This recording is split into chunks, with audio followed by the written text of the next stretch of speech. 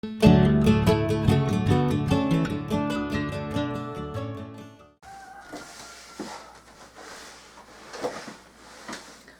friends, this is just a short video because oh gosh, first off, I'm sorry. I hope everybody's having a wonderful day. I am. Mr. Rocky is. He's screaming for goodies again. He crows morning, noon, and night. And the other night, he was crowing at midnight. It's like, what the heck is that? I've only had that happen like one other time. Anyway, this is just a kind of a quick chit chat because this is the season that everybody is stocking their pantry, they're canning, they're preserving their foods, dehydrating and freezing. Now, I do a lot for dehydrating and canning. And I know I do, quite a few videos for freezing as well, but I thought, you know what? Because since you're stocking your freezer, I want you to know some of the foods that you can freeze that you might not have known you could. Such as like butter, like I just got that butter on sale at, where was it? The Amish store for $2.99. My gosh, that might seem like a lot of money, but butter is usually $5 a pound here. My light's flickering again. Anyway, if I had it on me, I would have bought a whole load of that butter. I would have bought pounds of that butter, and I just slip it right into the freezer. It lasts a good year. But when you package butter, I mean, some people will just think, just throw it in there. I usually take mine, with a gallon-sized bag, and I'll fit as many of them in that bag as I can, and I'll vacuum pack it, and then I'll put it in the freezer. And let me tell you, it will last a long time in the freezer. So when you get it on sale, you can load up on it. And since it's canning season, and a lot of you may have your gardens or you don't like canning in the heat, if you like to can tomatoes and spaghetti sauce and do salsa and all that, you can just take your tomatoes and take the core out, put a little slit in the bottom of it, put them right in the freezer. And then when you take them out, you're ready to can them. I mean, you can wait until November and can your tomatoes. You just take them out of the freezer, pour hot water over them, and those skins will slip right off of them. And you're on your way to canning them, or your salsa, or your spaghetti, or ketchup, whatever it is you're going to can with them. So tomatoes do can very nicely. Also, with tomatoes, salsa freezes nicely. My mind's stuck in canning. Tomatoes freeze nicely. Also, salsa.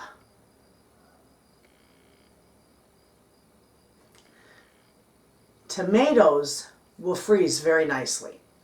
And with that, so will salsa. You can make your salsa up and you can put it in zip baggies or containers or whatever. Vacuum pack it, it doesn't matter. Put it in the freezer and it'll last for a nice long time. So with that, let's see, the other one that a lot of people, you can get on sale and good prices, milk. And it used to be that when you'd get the gallons of milk or the half gallons of milk, you'd have to open it up and pour a little out to allow for expansion when you put it in the freezer. Well, you don't have to do that anymore. Most of the time. You can get those cartons that have the indentation, the big circle indentation in them. That literally is so that you can freeze them, and that allows for the expansion so you don't have to open up that gallon of milk and dump some out to freeze it. Perfect. Who would have thunk it? I love it. I freeze a lot of milk, and it works wonderful. So let's see, I got a list here. Cheese. I buy a lot of cheese, and there's a lot of people who say, oh, I don't want to freeze cheese because it gets icky and crumbly. Okay, it does if you take it from the freezer and put it right to the fridge. Yes, it will get crumbly and it will not be nice. You take your brick of cheese that you put in your freezer, froze solid, leave it on your counter to thaw out completely, then put it in your fridge, you will not have that. It will be like you just bought it from the store. Wonderful. And the other thing is people like to freeze shredded cheese. Same thing. Only with shredded cheese, I find what helps so it don't get all clumpy and stuck together and just makes it a mess is I'll put either a little bit of cornstarch or a little bit of flour and just shake it up in that bag with it. It's kind of anti-caking. So then it freezes wonderful. And the most important thing with cheese is do not put it from the freezer to the fridge. You gotta let it unthaw completely on your counter and it will not hurt it at all. It's aged. So there's that one. And you know, I'm not much for soda pop, but every now and then I like a good drink of Werner's. Something about the ginger in it, maybe. Maybe that's what it is. Anyway, I did a list here, so I don't want to leave anything out. Salsa, eggs, butter, milk, and cooked potatoes. I showed you a video how I cooked up mashed potatoes. And then I, used an ice cream scoop and made single servings on a tray, froze them, and it's perfectly easy that way. You can do that with hash browns. You can do that with any cooked potato you want. It works out wonderful. If you freeze raw potatoes, they will turn black and you won't be able to eat them. It will just ruin them. You have to cook them to freeze them, but they freeze wonderfully. Okay? The other thing that I never throw out is I always have a little bit of coffee left over in the morning from my cup of coffee. And I always just pour it in an ice cube tray. Same with my tea. If I have tea, I'll pour it in an ice cube tray and freeze it. And then I got a little baggie that's full of coffee cubes and tea cubes, ice cubes. And I use that for my iced tea. And then the coffee ones I use when I make my my lattes, my summertime iced coffee drinks. They're wonderful. So I do that, and that way I don't waste it. And there's two other things that I use ice cube trays for to freeze, and one is eggs. When I get an abundance of eggs, not from my chickens because my chickens just started laying, but my local butcher had eggs on sale one time, 25 cents a dozen. And it was not far, maybe a couple months, 3-4 months before Christmas, before all my baking season was upon me. So I bought a whole bunch. I bought like 10 dozen of those eggs for 25 cents a dozen. And I just put them in ice cube trays. I got like 6 or 7 ice cube trays. I'd fill them, freeze them, egg whites and all, egg yolk, egg white, I put it all in there. It does freeze okay. Regardless, people say egg whites don't freeze well. They do okay. And I just, when they're done, I take them out of the ice cube tray and I put them in a Ziploc bag.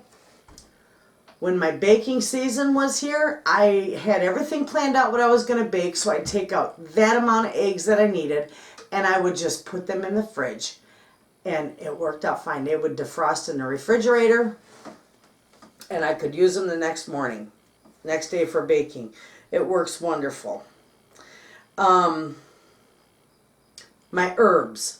A lot of times I dry my herbs. That's the majority of the time I'll dry my herbs. But I also will take some of my herbs, a little combination of rosemary, thyme, whatever it is they have with their basil, and I'll chop it up nice and fine and I'll put it in ice cube trays. And then I'll take either water or most of the time I use a little bit of chicken broth in there and then I freeze them. And then when I'm making a stir fry or whatever, if I want to just season some sauteed veggies with it, I can just take an ice cube out and there they are. And they're not as nice as they would be fresh, but they're pretty darn close. So that's the other thing. And those are good. Those are two good things. Now, y'all know I do a lot of baking. And I buy my yeast from the Amish shop in big blocks of bulk yeast. Well, you can store your yeast in the fridge. That's fine. But it is better to store it in the freezer because it will last longer. It makes the yeast go dormant, and then when you bring them out, put them in the fridge, you know, then they come to life. And it lasts a long time that way in the freezer. So it works good. That way you can buy it in bulk and not have to worry about going bad before you use it up, because it's perfectly safe in the freezer. Okay, and the other thing that you can freeze that freezes very good, of course, you see me do it, bread dough, rolls. You know, if you want to make up bread dough, but you don't want to bake it right away, or you know, freeze it in an already baked loaf, you can take it, you make up your bread dough, you let it rise the first time, punch your dough down, form it, and instead of letting it rise a second time, you just wrap it up and you freeze it. And then when you bring it out, when you're ready to bake it, you let it thaw out on your counter and let it rise its second time before you bake it. And it turns out fantastic. You can do that with rolls. You can do that with biscuits. In fact, I just did a video on making buttermilk biscuits for the freezer. It turns out great. I love doing it that way because if you make a bunch of rolls up and you have them in the freezer, it's like fast food because you just take them out, let them thaw, or in my case, a lot of times with my buttermilk biscuits or my rolls that aren't yeast, that don't need to rise a second time, I just flip them right in the oven frozen and they turn out beautiful. So, and they freeze wonderful. And that's good for the holidays and big dinners and stuff like that. So it works out well. It works out well. So let's see, what else have we got here on my little list? Yogurt.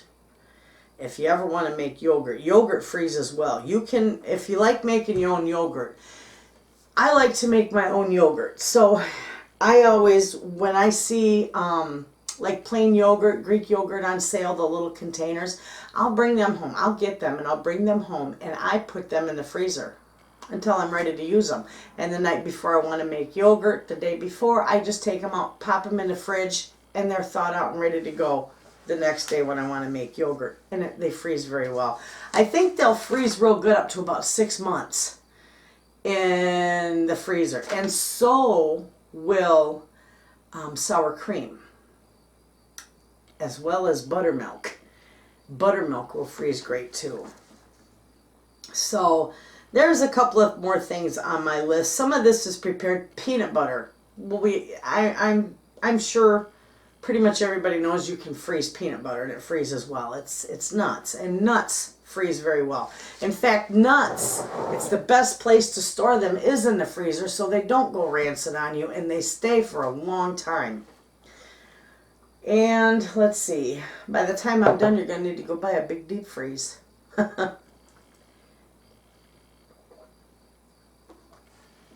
I keep, in the summertime, I keep my sugar and my flour and all my baking staples right in the freezer because that way no bugs or anything gets them. You can keep your oats in the freezer, your oat flour, any kind of flour, stuff like that. All your baking staples you can keep in the freezer that the bugs would normally get into. Okay, and rice. Now, I make a lot of rice. We use a lot of rice, but I also dehydrate it and I turn it into minute rice, which that's my favoriteest way to do it, to preserve my rice. However, I do have single serving rice already cooked in the freezer, and I keep maybe a dozen single serving sizes of that in the freezer. So rice freezes quite well too. And you can even freeze rice uncooked. It doesn't have to be cooked. You can store it in the freezer. It's fine. Works out great. Let's see. Hummus. I did want to tell you that because I got my canned chickpeas. And I eat a lot of hummus. And I love it. So there's times when I have the entire family here, so I'll make up a nice amount of hummus, and we may not eat it all. So the leftovers, I just put them in the freezer, and they freeze beautifully. And it works great. And now you can keep them like up to 6 months, I think, and they do good. And I'm sure you could keep them longer if you vacuum seal it, but if you don't, I wouldn't go too much past 6 months. Okay, and the other thing that people might not know is the easiest thing to freeze, and that's corn on the cob. Not corn, plain corn, corn on the cob. Corn on the cob with the husk. That is the best freezer pack you can ever ask for. All I do when I buy corn on the cob, I never bag it, I never zip pack it, I mean vacuum seal it.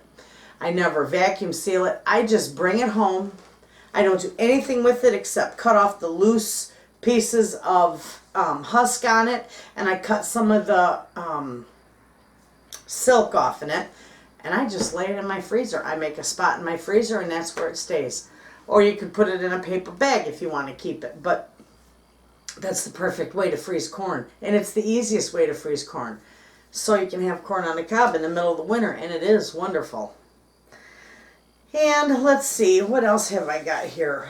I got a lot of foods that you can make ahead of time and freeze that are wonderful. And that would be, you like your breakfast sandwiches, your wraps, your burritos. I do a lot of pancakes and French toast sticks and breakfast burritos for my grandkids in the summertime. And even in the wintertime when they go to school, because there's times I take them to school and it's so easy to just pop something out of the freezer. I either put it in the oven or in the microwave, depending on how much of a hurry you're in. And it turns out wonderful. You can even do the biscuit, egg, sausage, and cheese breakfast sandwiches. Wrap them up in a little butcher paper, vacuum seal them. They last wonderful in the freezer. And it really is easy. It's nice, especially when you have kids, that you got to get ready for work and you got to get the kids ready for school. So there you go, already made, and you're all good to go. And I think that's about it. I think I hit on everything that I wanted to hit on. And I wanted to tell you that you could freeze, and that would be good to freeze, and it would last for a while. Was those few things. So with that, you'll be able to, make your life a little bit easier by making certain things up ahead. You can make entire meals up ahead and freeze them. Like my husband, I already ordered a refrigerator for him. And his refrigerator is for his semi, but it does have a freezer section in it. And I believe I should be able to get, 8 to 10 meals in that freezer for him.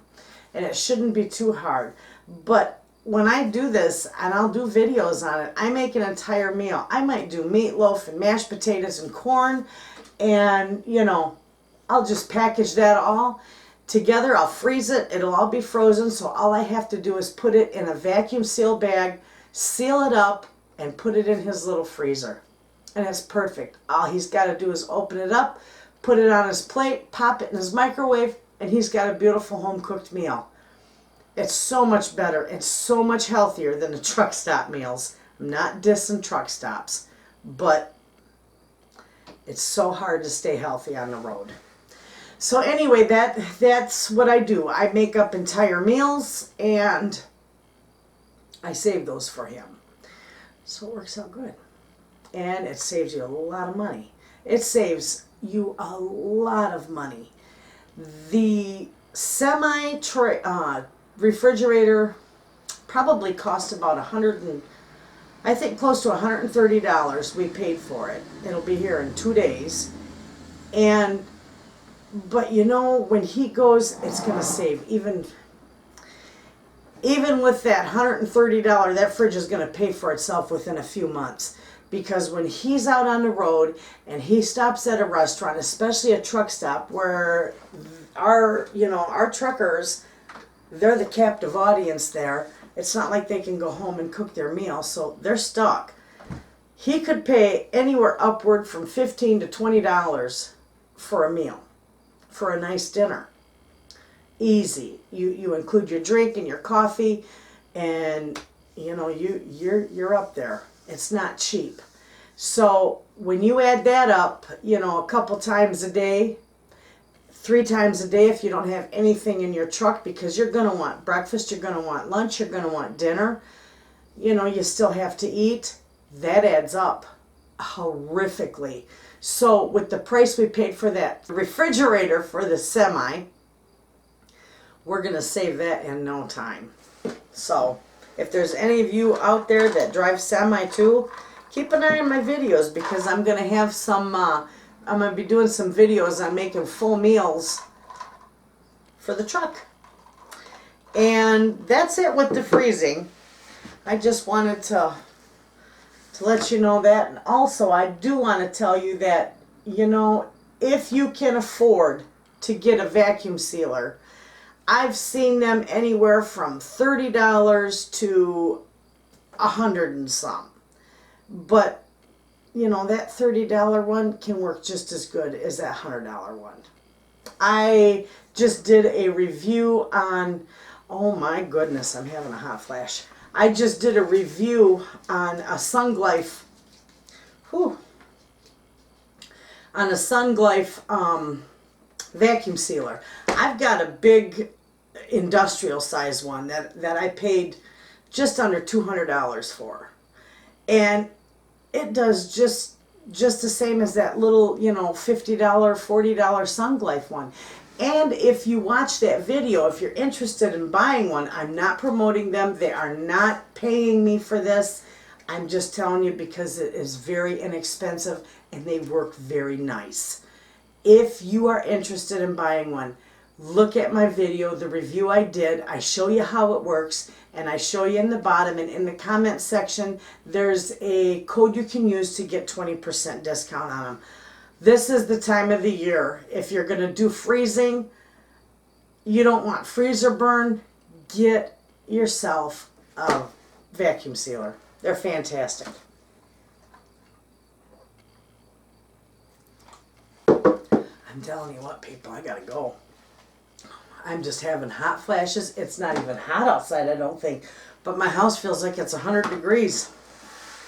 So anyway, we will do some more videos. I got a video coming up tomorrow, which is going to be a good one for you.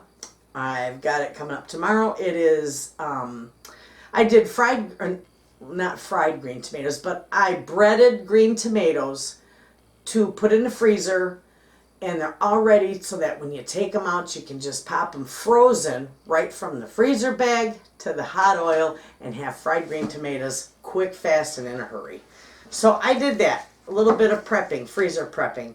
And I didn't do a video on it, but I also did the same thing with my patty pan squash. I just sliced them up and I breaded them, and they're in the freezer right now getting, you know, flash froze.